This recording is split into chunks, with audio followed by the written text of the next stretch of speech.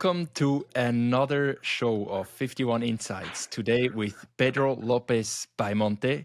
Pedro, welcome to the show. Hello, Mark. Thank you very much for having me. Very excited to be part of it. Yeah, likewise. Pedro, I'm excited to have you here today.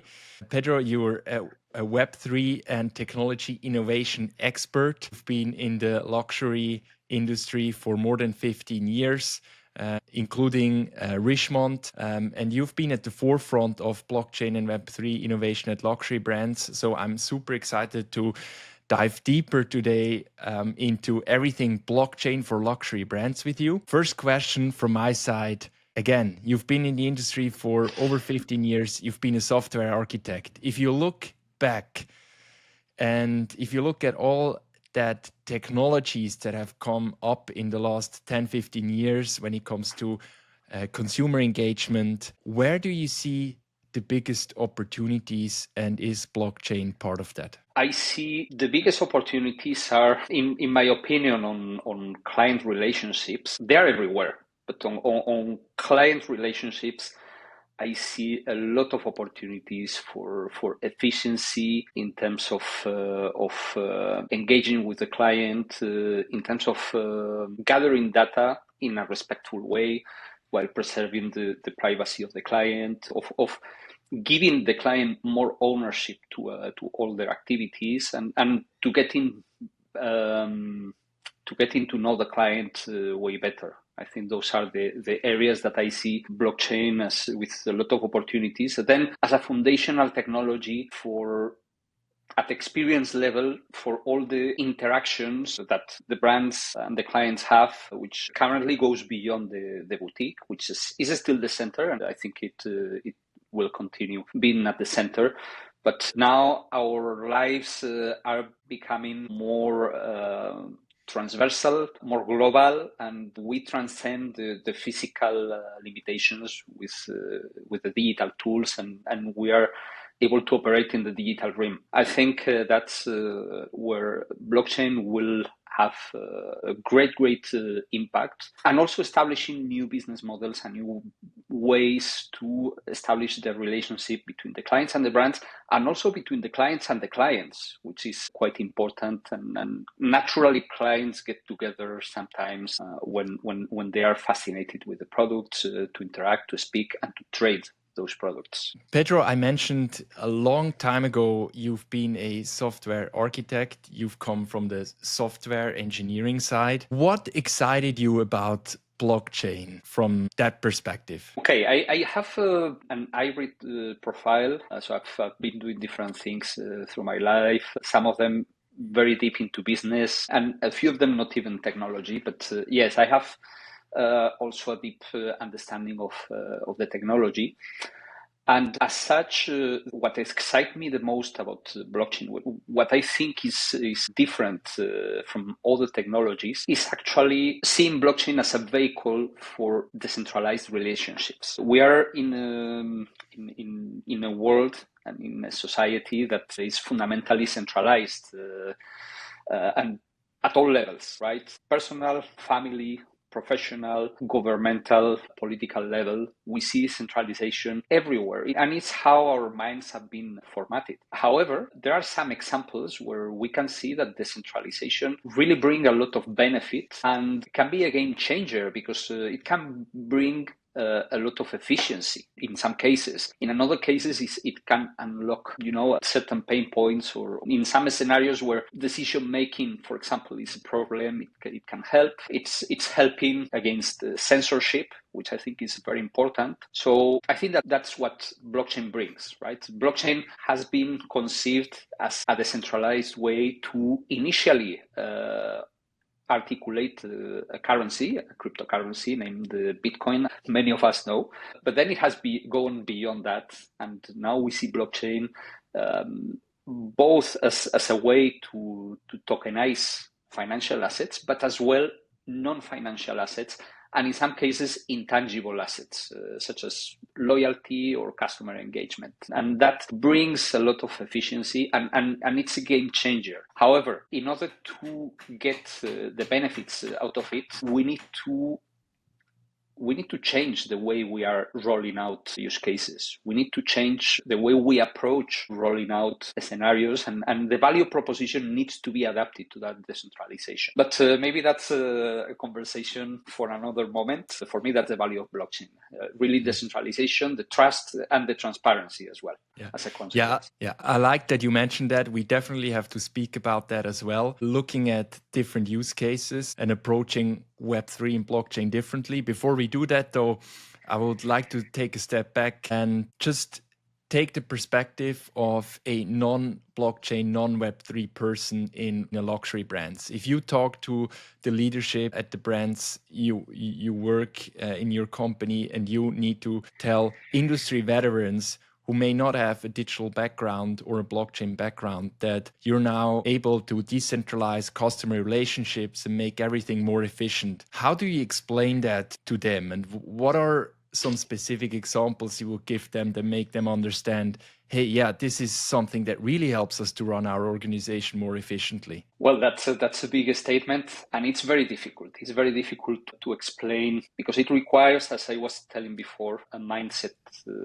change, right? Usually in companies in general, I'm not pointing out to anyone in particular, but in companies in general, they are run usually in a top-down approach. In some way or the other, there's some delegation, there is some decentralization, and I would say that if we take one of these examples, for example, they say that when you listen to management from Apple describe how the company is run, they always mention that it's run in very small teams. They set up small independent teams that can run independently, that have the autonomy to take decisions and to move ahead.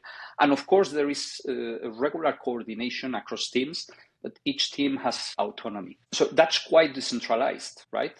Because at the end of the day, there is a central layer of coordination, but then there are verticals that run on their own, and those verticals have more capacity to react, to identify. They have the expertise, and they can produce better results. At least, if that's the case, in the case of Apple, they have demonstrated that it works very well. So, if I have to tell a leader why decentralization is important, I will start by that. The second point I will say is, look, we cannot continue running our activities in a centralized way. Blockchain is not a magic wand that you plug. It's not another system like another tool like Salesforce or SAP. It requires, actually, it's not a tool. I think it's a paradigm. And as a paradigm, which we have different expressions of the technology, Ethereum, Solana, and so many other platforms at the moment to use. As a paradigm, we need to adapt to that paradigm. Mm-hmm. So I would say that's the second point. Let's try to understand the technology and adapt to it. Otherwise, it's not going to work. And we have a lot of examples now in the luxury, fashion, retail industry. In the past 2 to 3 years, we have a lot of examples of activations that have not worked, or have not worked at all either, or they have not produced the desired results. So I would start by that, but that wouldn't be sufficient. I think in order to explain this to leaders, it requires also a bit of education and time. In my experience, is something that doesn't click the first time you look at that. And even if that's the case for some people, then you need to review it constantly, because we tend, for what I said before, our mindset is very, very centralized oriented. So we tend to go back to that and to use blockchain as another centralized technology. And in that case, as I said, it doesn't work. So you're speaking about a mind shift. I think you have two dimensions now. You have the mind shift of decentralization, running an organization in a more decentralized entrepreneurial way. And then you have the technology blockchain who does this by nature. Is it about both sides for you? Or is one stronger than the other? It's both sides. Of course, each one has their own particularity. So let's say, for example, that we want to use blockchain for digital passports, which is a use case that has been quite popular in the past years, and that I personally believe is one of the biggest and most relevant use cases so far, and it will be even more in the future. So let's say that a specific company wants to create digital passports for their products, and they want to use it to do it using blockchain. And they decide to build this setup with their own blockchain. It doesn't matter, as you know, there are different types of blockchain, and we need to distinguish, or we can set up blockchains with different factors of being public, private, permissioned. Regardless that, this company decides to build their own blockchain. They issue the digital passport. How is that going to be more relevant than issuing digital passports with a classical approach, a centralized application, database, system, whatever? It doesn't, because the IDs that are there, it will be a minor advantage. The IDs that are in the blockchain, especially if it's public, will be recognizable, identifiable. There will be some level of transparency, providing that the infrastructure is truly decentralized. But anyway, it doesn't allow by itself automatically for interactions with third parties. For example, in that context, the third parties must integrate one-to-one with that brand to enable use cases such as product insurance, reselling, recycling, etc. Right? So there is still, my point being, the benefit that we are gaining with blockchain there is almost non-existent, because the effort to create an ecosystem around that will still be huge. Whether if you consider the other way around, we go to a standard that is widely adopted and that has an ecosystem of service providers in the areas that I just mentioned. Suddenly, the brand is plugging their products into an ecosystem that enrich greatly the functionality, not only for the clients, providing them incentives to use them, but also for the brands to understand more how their products are used and how the clients are interacting with the products at minimal cost, right? Because the assumption is that in that scenario, each service provided plugs into a standard, right? So what I'm speaking is, today we work in standards. Let's consider the Wi-Fi. Right, we all have Wi-Fi in our homes. Probably we have the router of the service provider, the device that they provide us, or maybe we purchase some of us. We purchase another one. Whatever the device, our phones are able to connect to that Wi-Fi.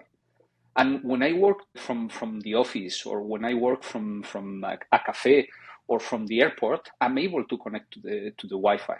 Right? And nor Apple or Samsung or whoever is the manufacturer of the mobile phone had to invest only themselves in that infrastructure, nor the rest of the players. It has been a common effort. So that common effort, if we translate it to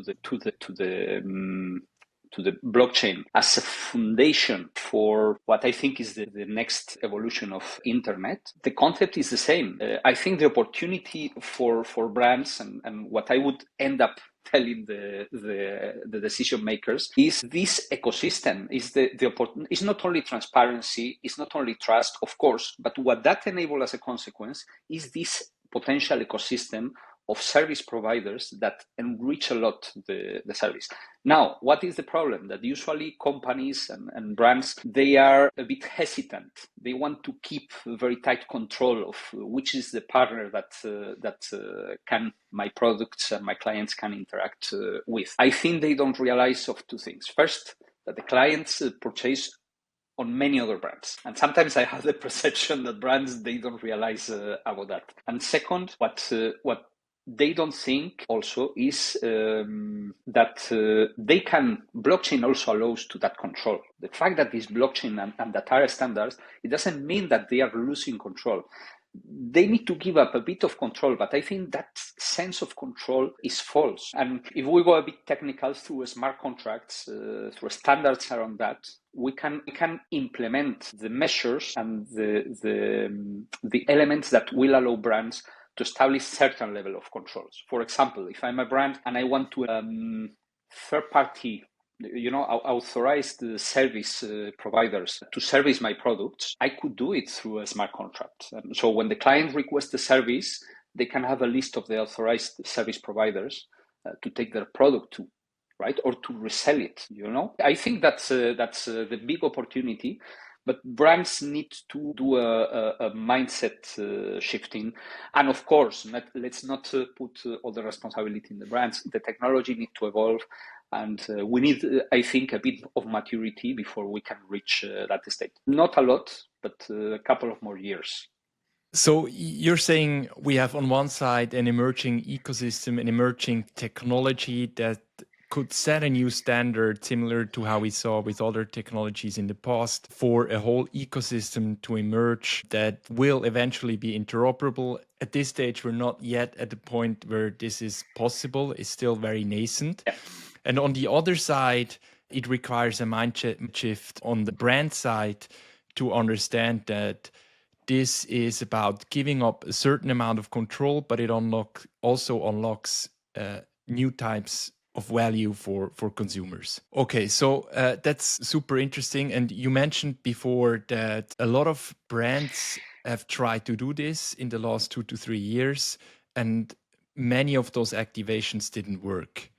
Why do you think these activations didn't work? And could you give us examples of activations that you think are a bad use case for blockchain and maybe some that are a very good use case for blockchain? Yes. So let me first fine-tune a bit the statement. So when I say they didn't work, I'm optimistic by nature. So I see a lot of value in what everyone has been doing, right? Because it has been a learning process. And everyone had to learn. So that failure, I think it's a failure depending on how you see it. I've certainly learned quite a lot. I think the main reason it has been a lack of understanding, and this has been provided, especially on blockchain, mainly by the NFT hype. In 2021. After the last 5,000 days, I think it was called, this NFT that was sold for an incredible amount of money. Everyone By thought people, that. right? Yes, For exactly. Thank 70, you. 80 million, yeah. Yes, so sorry, I'm a bit bad with names, and sometimes this happens. But yeah, same. everyone thought this was the next El Dorado. And there were, from those collections that arise being sold by incredible amount of money. Even there was the belief that brands were going to the next step for brands was. Some people even said to ditch physical products and to focus on digital ones. With a bit of perspective, we look at that and we smile at least, right? But I think it was fair to go through that, and it was very interesting. And why not? Sometimes you need to walk the talk to see where that goes, and if that goes nowhere, so that's a learning as well. You went somewhere. That's my point. Of brands that one brand that did understand versus one brand that didn't, I would put the example of Porsche and of IWC.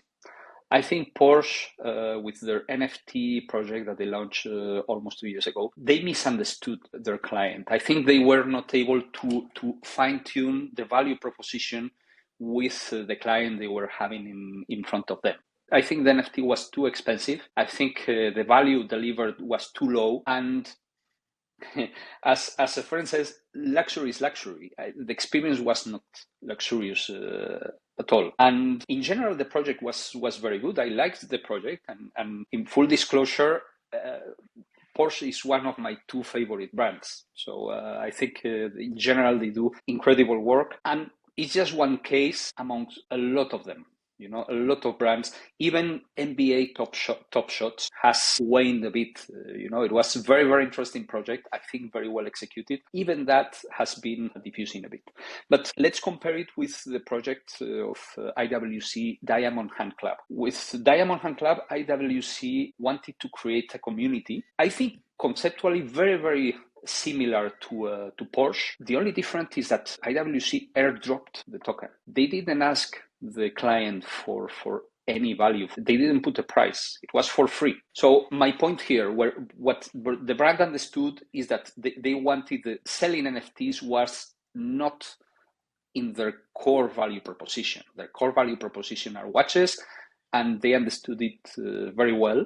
And they used that as a tool to build community. So the point is that they didn't ask the client for any value. They just gave that for free.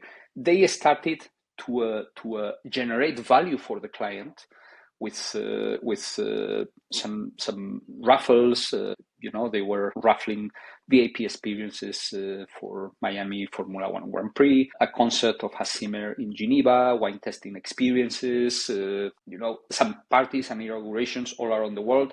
All of that for the community. On top of that, the community was able to interact through a specific and dedicated tool only available for token holders, so a token-gated experience. So the client was getting value in exchange of nothing, of just being part of the community.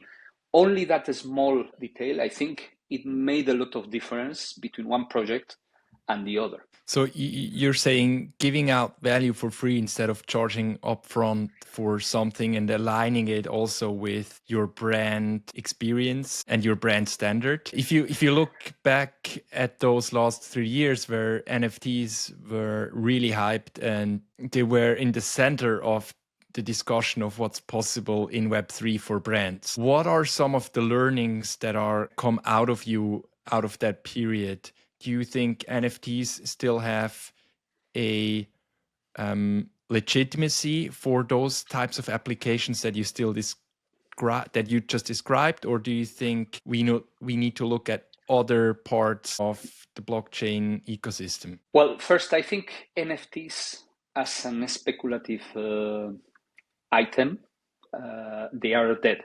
I think that's clear for everyone. Even I think Bored Apes have lost a lot of value, even if the collection was genuine and I like it a lot. But even that was, the pinnacle of the NFT collection, and it has decreased a bit in value and in reach. Still very relevant though.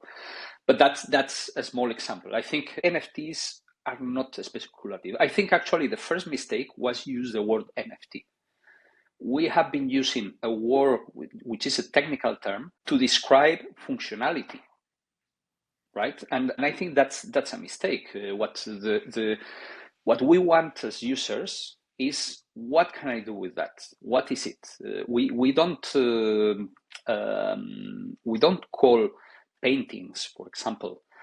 We don't call them fabric and wood because of the frame, right? We call them paintings, right? They are, most of the cases, it's a piece of fabric used as the canvas. Sometimes it's metal, sometimes it's wood, but you get my point. I think the first mistake has been using a technical term to name functionality. I think we need to ditch that, and we need to call things as what they are.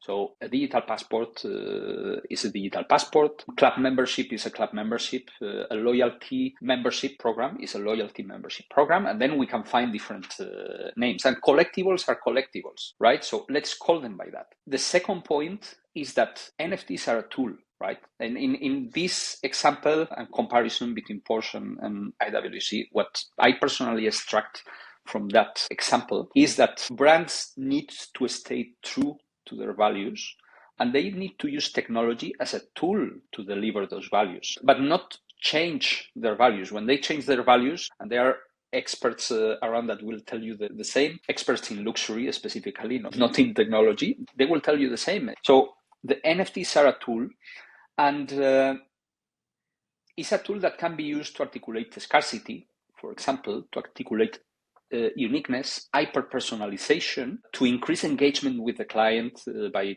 delivering, as I was saying, a loyalty program, etc., etc. But they are a tool.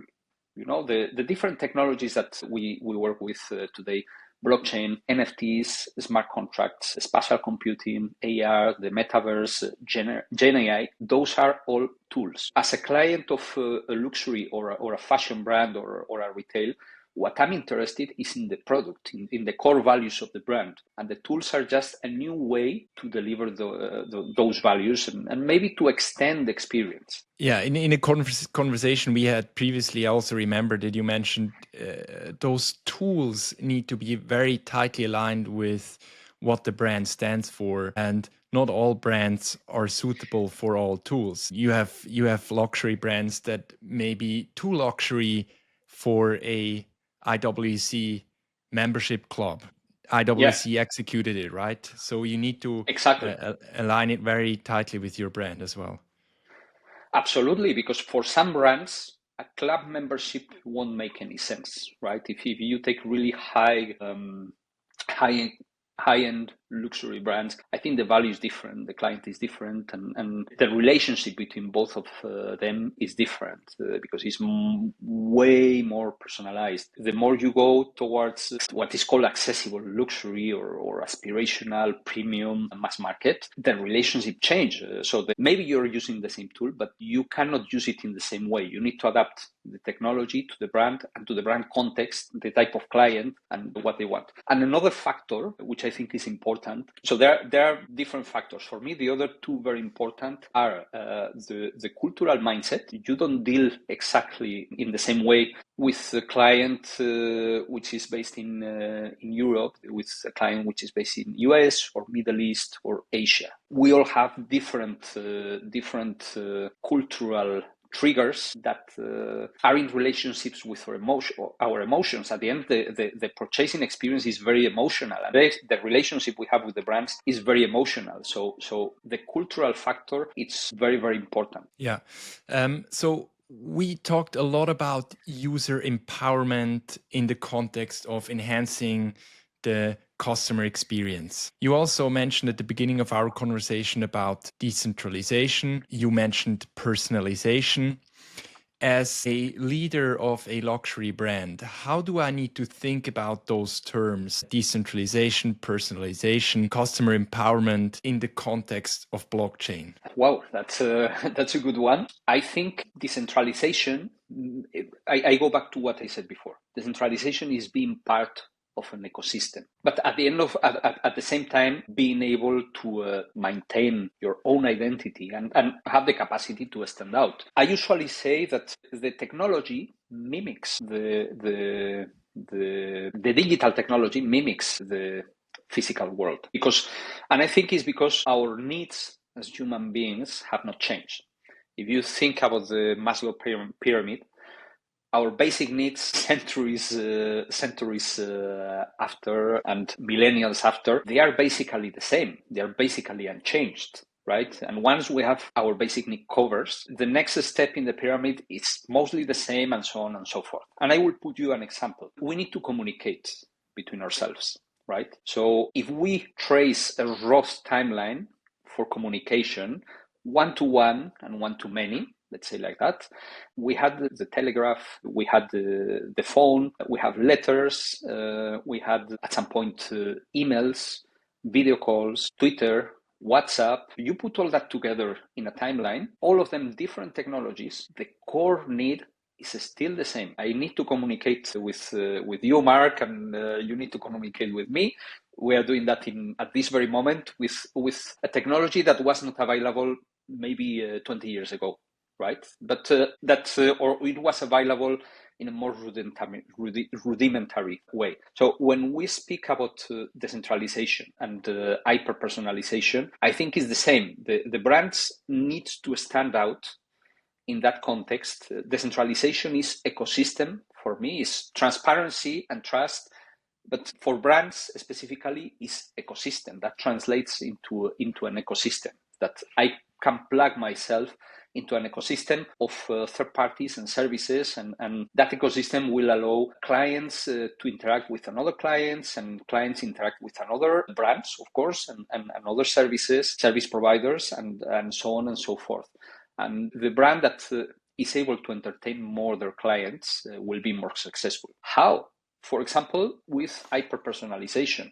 So hyper-personalization, what does it mean? It means something different for each brand.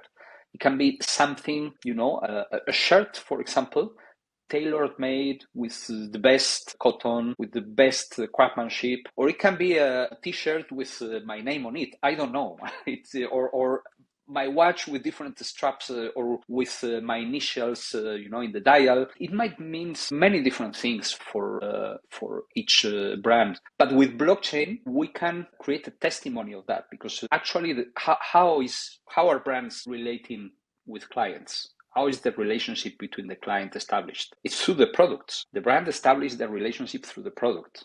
Hyper-personalization of the product, but at the end of the day, the product needs to be there. It needs to be the true enabler of the relationship, because that's the end, right? It's not the mean, it's the end, and the technology is the mean. So with that hyper-personalization, with the concept of hyper-personalization, we can think about, for example, a process of customize a product that is set on blockchain, and then this product is finally confirmed as a digital passport in the blockchain. And then this product goes through the lifetime through a series of changes. If we take the watch, I can change the strap for a different color, or the dial, or whatever. And all of this can be recorded on blockchain, right?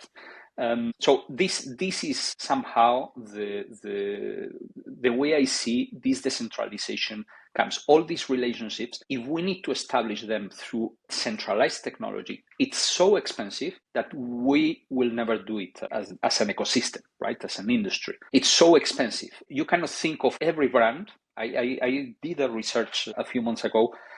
I think the number of brands is so big, and the cost for each brand to implementing these kind of applications is so big that it needs to lower down. For me, that's the way I see decentralization and blockchain, and being able to provide these services of hyper-personalization and deeper relationship with the client.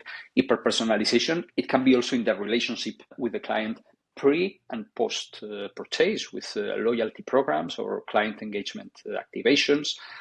For example, I sell you a product and then I organize an event for all my clients that have a specific product, or that has a collection of 3 different products of a specific kind. And with the digital passport, you can prove very easily that you are, as a brand, I don't need to establish lists and so on and so forth. I might be interested to do it in some cases, but I have the choice of not to do it, and also deliver a smooth experience on the client for that specific event, right? So there are so many possibilities that it's very exciting, but we need to embrace this as an industry. The industry needs to embrace this decentralized mindset, and centralized applications, they are not going to work in my. So you mentioned it needs a change in mindset. It needs also different terminology. Instead of talking about NFTs, we just talk about the applications themselves. It probably needs more time to develop the whole ecosystem. Is there anything else that you think is missing right now that will enable such a future that you just spoke about? Adoption. But adoption will come with better technology. So it's a kind of loop.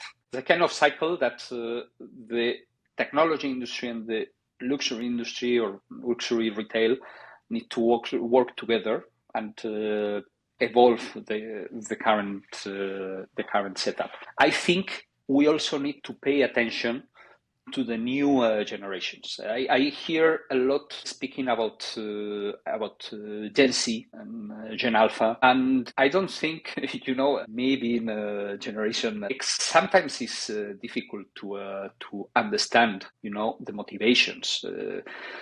For example, one of the points at a couple of years ago with the metaverse hype was, everything is going to be gaming. Everything is going to be about gaming, and we are going to be gaming all day long. It's not going to be like that. But it's true that these new generations have grown up. They are game natives. I'm a gamer as well, but I don't game now as much as I used to. And when I started gaming, when I was a teenager, games were mostly not connected.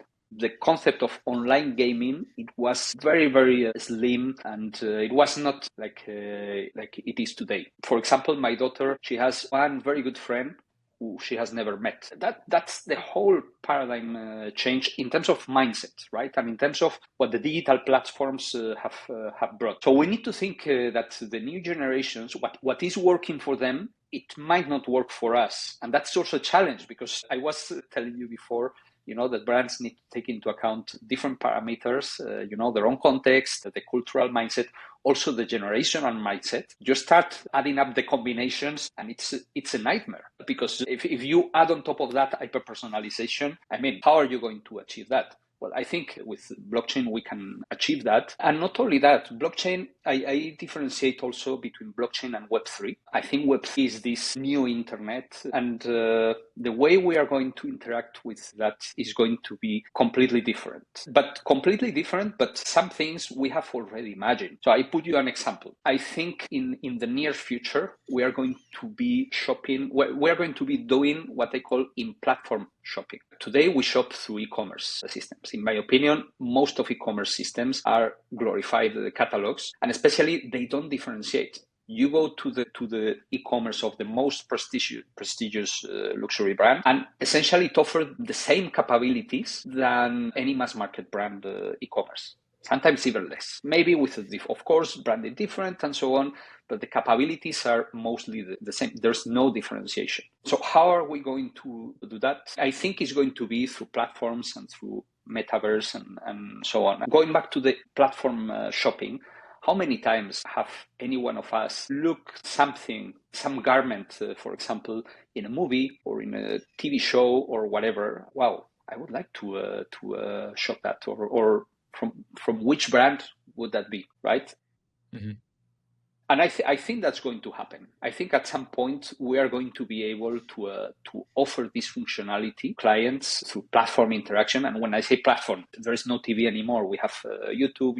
We have streaming platforms. We have a lot of different social platforms. So why not to enable shopping from those platforms? As a client, I can check the identity of the brand with blockchain, for example. Blockchain could enable that. The same way as today we put our credit cards in an e-commerce site because we see the green lock on top of the browser. We can use blockchain to provide these safe capabilities to identify the identity of a brand, behind whatever setup I'm being presented in the digital application. If I'm in a Netflix show and I purchase, I could get immediately after the purchase the digital passport and start interact with it without having received still the physical product. Then the brand can enable many interesting ways. So do I want to get my product delivered to me, or do I want to pick up from the boutique? Maybe another kind of experience. On that regard, for example, car brands, they orchestrate, especially the luxury ones, the sports ones, they orchestrate very well the delivery of the products, right? So that could be something to look at, and that can be translated to another brands. And in that context of the in-platform purchase, the Netflix show purchase, orchestrated also with blockchain, then I can maybe tell the brand, please buy back my product, because I'm going to, I don't have use for it anymore. And the brand will put the product in some marketplace, some pre-loved marketplace. I think Jen said when we speak about sustainability and different mentalities, they are going to ask for that. I wouldn't ask a brand to buy back my product, but they will do. So my point being, there are so many ways, new ways to extend the brand experience, but to extend it, keeping the brand core to their values. And these are the ways offered by the technology that I think the future is super exciting. And I see blockchain as a foundational piece of this future. Yeah, when I listen to you, Pedro, it really feels like the future is going to be very, very exciting. You're a true visionary when it comes to those technologies and how you can apply them in the future. We're almost at the end of the show. Before we end this, I would like to ask another question on something very important as well, digital product passports. I know you know a lot about digital product passports, and I would like to have your opinion on that. Where are we at with digital product passports, and how much of the potential have we unfolded already of what's possible? I think we are not at the beginning, but we are not far from it. I think we need to unlock yet most of the potential. And the things that I've been telling you and describing in the past minutes during our conversation illustrate that, I think. And most of the things that I've described, technically, they are already possible. Most of it. What is missing is actually, in my opinion, true interoperability in order to put that efficiency of the ecosystem and that critical mass of the ecosystem really to work. But I think digital passports, they are the identity of the products, right? When we purchase a product, whether if it's a car or any other product, they are unique. They are unique items. Or maybe they are duplicates, even for the cheaper product. They are unique, right? Digital passports, of course, will be articulated differently depending on the product. I think there will be more focused on sustainability and some circularity service for low value products. Imagine a $20 t-shirt. Do I need to have a serial number for that for purposes of reselling? Maybe, but I think that will be more likely a luxury watch of a few thousand euros, right? Because it's more unique and the lifespan will be longer, right? On the t-shirt, we will be more focused on recycling it, repurposing it, or end of life. So, but long story short, very, very important. I think we have identity for humans. I think we can agree to that. And we will have identity for products in order to articulate different things depending on the product that we are dealing with. And where do you see the biggest potential on the brand side besides more efficiency and sustainability? The more maybe data? potential, of course, yes. Data gathering, that's a huge point. And I missed during the conversation, but data gathering is a huge point. But data gathering done in a good way. It is not relevant, in my opinion, for brands to know that you are Mark Baumann. Brand level, when you aggregate data and you want to understand consumer behavior, our names, yours and mine, they don't care. They don't matter. They matter. What matters is how do we behave? How do we use the products? How long we keep them? If we resell them, where do we do it? If we travel with them or not, these kind of things are what matters. So with blockchain, we can enable that to clients to share that information first, if they want. And if they don't want, they can opt out and remove the consent. I think we should be fair with them and do that. And we can keep privacy. And then it's on the brands to incentivize better than clients to share the information, right? So I think that would be my point to that. But data gathering, super important, with really more high quality data and less cost of data acquisition. Yeah, and a good example for that, by the way, is last week we had Antonio Carrero on the show. He was the CTO and Chief Digital Officer at Breitling. And he brought up the example of what Breitling did with that secondary marketplace where they connect the watches to NFTs. And you said data, as long as it shows user behavior, and some data they could read out is, for example, what models do their clients like, what colors do they like, what's the reselling behavior, things like that. Yeah, absolutely. And then I think Antonio explains it very well. We know each other, and what Breitling did is a clear example of how to move ahead and where to go. Yeah.